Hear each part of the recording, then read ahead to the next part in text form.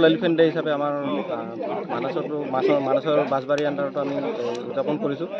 এই হাতী দিৱস উপলক্ষে আমি প্ৰথমতে হাতী পূজা কৰি এইখিনি খাদ্য দিছোঁ। তাৰপিছত আমাৰ যিখিনি হাতীৰ ষ্টাফ আছে বা লগতে ষ্টাফ আছে সেইখিনি তেখেতলোকক হেল্থ চেকআপ এটা কৰা হ'ব। তাৰ লগতে হেল্থ চেকআপৰ লগতে আমাৰ যিটো আছে মেডিকেটেড আঁঠুৱা বুলি কয়, হেল্থ ডিপাৰ্টমেণ্টৰ পৰা ছাপ্লাই কৰে, সেইটো আমি বিতৰণ কৰিম।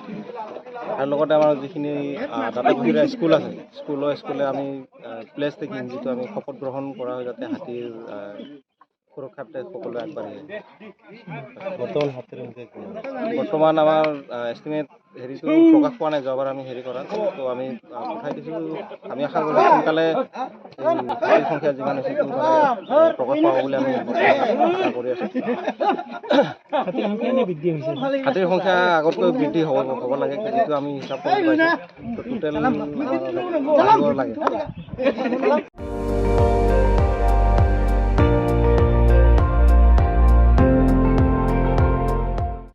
আপুনি চাই আছে ND24, সৰ্বশ্ৰেষ্ঠ নহয় সৰ্বোত্তমৰ দৌৰ।